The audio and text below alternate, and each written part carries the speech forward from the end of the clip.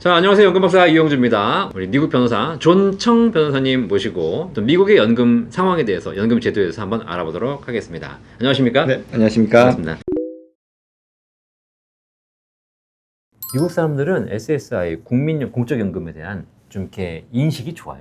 대한민국은 지금 이게 국민연금 비금이 고갈돼가지고 이제 2055년이면 고갈된다. 그래가지고 지금 막 난리가 아니고, 그러니까 연금에 대한 별로 인식이 그렇게 좋지 않습니다. 그래서 미국 사람들은 이 부분에 대해서 좀 이렇게 잘 납부하는 편인지, 아니면 또 받을 수 있는 것에 대한 국가에 대한 신뢰도 이런 것들도 궁금할 것 같고.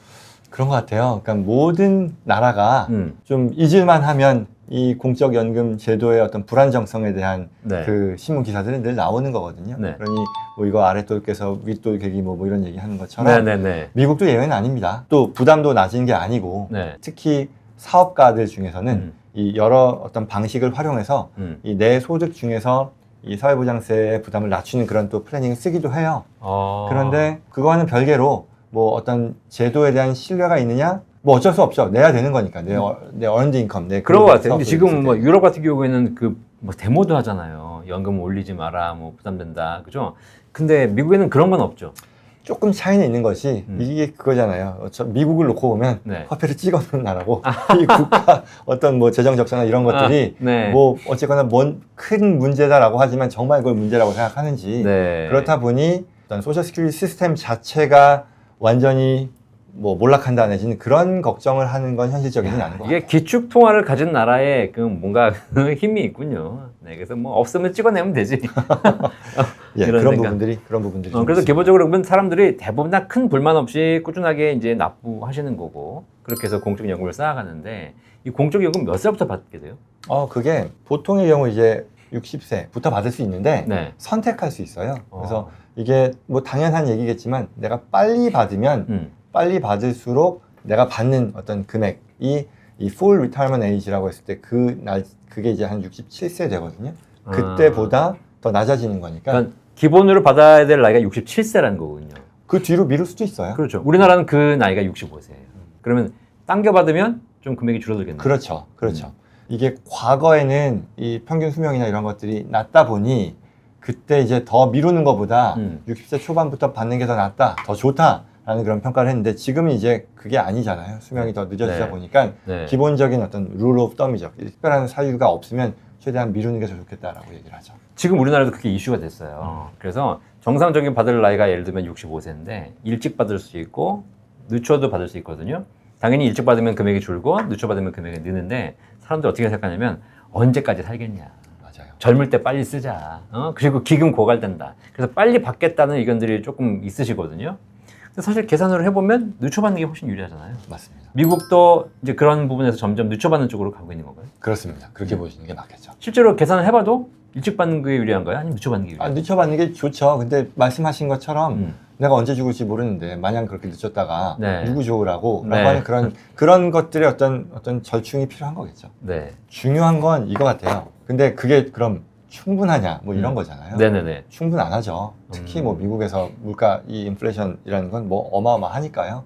내가 은퇴 이후에 안정적인 나의 삶의 질을 유지하기 위해 필요한 현금 흐름이라는 게 있을 텐데, 물론 그건 네네. 개인차가 있겠죠. 그렇죠. 하지만 나 또는 뭐 나의 배우자까지 포함했을 때 그 금액을 산정해서 이 중에 내 이 사회보장 연금을 통해서 커버할 수 있는 부분이 얼마나 되느냐. 네네네. 그리고 그 차이가 분명히 있을 거란 말이죠. 그렇죠. 그래서 그걸 어떻게 채우느냐가 네. 어떤 뭐 한국도 마찬가지 아닐까요? 미국에서 있어서의 이 은퇴 준비의 키가 되는 핵심이죠. 그런 그게 지금 변호사님 말씀하신 게 소득 대체율이라는 것 같아요. 그렇겠죠. 네. 예. 저도 이제 공부를 하다 보니까 우리나라는 현재 소득 대체율이 뭐 공적연금, 개인연금 다 합쳐가지고 은퇴 전의 소득을 노후에 대체해주는 비율이 약 한 47% 나온다고 하더라고요. 근데 미국은 제가 자료를 보니까 거의 80% 육박한다고 나오더라고요. 네. 실제로 이런 미국인들은 연금 준비가 제대로 좀 이렇게 잘 되고 있는 편인가요? 그렇게 봐야겠죠.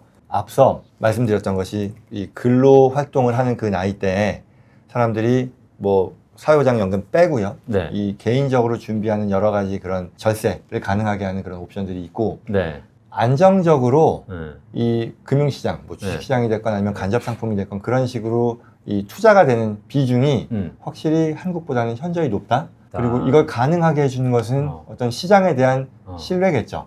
이게 뭐 미국이라고 뭐 다 앓는 소리 안 하는 사람, 네. 뭐 안 하는 사람들만 있냐? 그건 물론 아니겠지만 네네. 그래도 전반적으로 기대하는 것은 어떤 우상향에 대한 기대가 있다 보니 내가 크게 무리하지 않더라도 내 근로 연령, 즉 뭐 25세, 뭐 30세부터 60세, 65세까지에 대해서는 내가 열심히 일해서 번 돈을 일정 금액은 이렇게 은퇴 계좌에 옮겨서 그걸 안정적으로 투자하고 네. 그 뒤에 이제 은퇴를 하게 되면 그 목돈이 쌓인 것을 어떻게 여생에 네. 은퇴 이후 뭐 100세 시대 이제 뭐 40여 년까지도 우리가 커버를 할 수 있는 그런 현금의 흐름으로 바꾸느냐일 텐데 네. 거기서 이제 우리 얘기하는 뭐 어뉴이타이즈라고 하죠. 뭐 연금, 이 현금, 안정적인 현금 흐름으로 네. 바꾸는 네. 그런 것들을 사람들이 많이 채택하다 보니 물론 그렇게 하는 경우도 있고 아니면 그들이 어떤 투자 포트폴리오를 또 다변화해서 은퇴 패시브 인컴으로 만드는 것도 있겠지만 그런 것들을 감안해서 그런 네. 비율이 나오지 않았을까 싶습니다. 그럼 어쨌든 미국인들은 대한민국에 비해서 연금에 대한 준비를 꾸준하게 잘 해오신 것 같기는 합니다. 예. 근데 지금 말씀하신 대로 이 공적 연금에 대한 준비도 잘 하고 계시지만 지금 그 결국은 미국 사람들이 연금을 잘 준비해왔던 가장 큰 기반에 제가 알기로는 퇴직연금 401k가 있는 것 같거든요. 지금 말씀하신 대로 투자를 통해서 수익을 냈던. 제가 듣기로는 그런 게 있어요. 미국은 지금 주식시장이 좋으니까 꾸준하게 우상향 해왔지 않습니까? 네. 401k 100만 장자들이 있다. 연금 100만 장자. 네. 사실이에요. 사실입니다. 사실입니다. 이게 뭐 백만장자라는 것이 미국에서 정말 드문 그런 상황도 아니고 네. 그들이 어떤 투자의 어떤 구루라서 귀재라서 그런 게 아니고요. 네, 예, 예. 안정적으로 내 월급의 일부를 떼서 퇴직연금 계좌에 놓고 네. 그게 또 크게 내가 신경 쓰지 않더라도 그냥 ETF 상품이나 이런 지수 추종하는 네. 상품에 네. 넣으면서 쭉쭉쭉 가다 보니 그게 이제 이런 그 401k 백만장자들이 네. 많이 나오게 된 배경이고요. 네. 그럼에도 제가 조금 뭐 여기서 잠깐 스텝백 해야 되는 것은 네. 그렇지 않은 사람들이 물론 많습니다. 어쨌든 그래도 꾸준하게만 해왔다면 되는 거잖아. 이게 뭐 내가 무슨 공부해야 되는 게 아니고. 맞습니다. 근데 이제 이런 부분도 있는 거죠. 그 말씀은 너무너무 맞고요. 내가 딱히 이거에 대해서 정말 공부를 해서 이걸 내가 그때그때 포지션을 잡고 해야 되는 그런 성격은 분명히 아니고요. 그렇죠. 또 한편으로는 미국이 또 소비의 나라죠. 아. 사람들의 어떤 저축 성향이나 이런 것들이 네네네. 또 풍요롭게 지출하는 그런 나라이다 보니 어떤 마이너스도 있는 거죠. 본 광고는 생명보험 광고 심의 기준을 준수하였으며 유효기간은 심의일로부터 1년입니다. 당장 먹고 살고 또 이제 쓰는 게 또 많다 보니까 그럴 수 있는데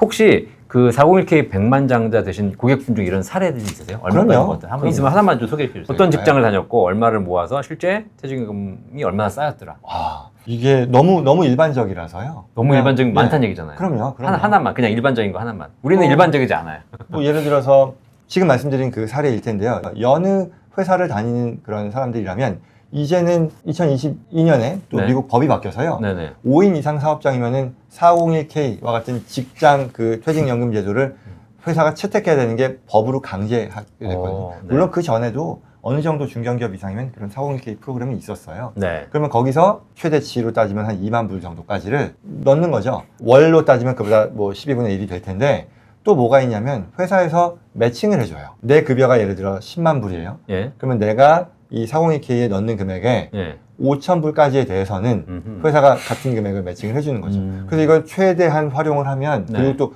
50세 이상이 되면 이 2만 2천 불이라고 하는 그 애뉴얼 그 연 금액이 네. 금액이 또 늘어나거든요. 뭐 5천 불 이상 늘어나요. 그러면 그걸 최대한 활용하고 네. 크게 고민하지 않고 우리 뭐 S&P 500을 추종하는 그런 지수 상품 이런 것들을 투자하니까 그다지 신경 쓰지 않아도 이런 적립식 투자를 통해서 어느 순간 이만큼이나 불어났네 하는 거는 예외적인 상황이 아닌 게 되는 거죠. 네. 더 나아가서 저희 고객들 중에는 물론 실리콘밸리 이런 빅테크 기업에 또 다니는 그런 분들도 많다 보니 네. 그들의 경우는 또 이제 좀 예외적인 게 되죠. 네. 왜냐면 애초에 뭐 엔비디아 다니고 어. 애초에 애플 다니고 애초에 네, 테슬라 네. 다니고 이런 사람들도 있다 보니 그들은 뭐 그런 그 RSU 뭐 이런 restricted stock 뭐 이런 것들 하면 그들은 뭐 어마어마한 거고요. 그러면 일반적으로 그 401k 퇴직연금을 평균적으로 준비해 보신 분들이 투자를 잘하셨다면 진짜 100만 불이라면 뭐 거의 한 10억 이상 계좌를 가지고 계신 분도 적지 않겠네요. 그럼요. 제가 상담을 하는 특히 이제 그들의 고민, 물론 어떤 일반화를 시킬 수는 없겠지만 네. 저희가 접하는 이런 고객들의 좀 적지 않은 비중의 고민은 자녀들에게 증여하고 상속하고 이런 거에 대한 관심도 있겠지만 네. 그런 것들을 논외로 한다 그러면 네. 자산을 일군 사람들의 관심은 네. 이걸 어떻게 하면 안정적으로 현금화해서 음흠. 쓸 수 있겠느냐 그게 관심이고 네, 그게 인출 이제 그렇죠. 뺐을 것인가. 그런 부분들이 이제 관심이잖아요. 여기도 지금 달력에 있는데 네. 목돈은 빼쓰는 거고 연금은 타쓰는 거. 결국 그 네. 표현이 정확하게 표현하는 것 같은데요. 네네. 결국 어떻게 하면 잘 쓸 수 있겠느냐의 관심이 네. 또 사람들의 어떤 그런 관심의 대상인 거죠. 너무 부럽습니다. 많이 불려서 이제는 사실 더 불리는 것보다 어떻게 하면 잘 쓰고 갈 것인가에 대한 전략을 세우는 것. 근데 뭐 불리는 거에 대한 관심이 사라지는 건 아니지만 네네. 주된 관심은 이제 네. 내가 뭐 싸지머지고 갈 게 아닌 상황에서 네네. 이게 너무 적게 꺼내 쓰는 것도 음. 이게 현명한 게 아니고 네. 왜냐면 내가 사망할 때 네. 많은 돈을 남기는 게 제 1의 관심은 아닐 테니까. 네네네. 또 한편으로는 이것도 너무 많이 꺼냈을 때 네. 이게 내가 아직 나 살아야 되는데 네. 바닥났다거나 이런 것도 네네네. 원치 않는 상황일 테니까. 네.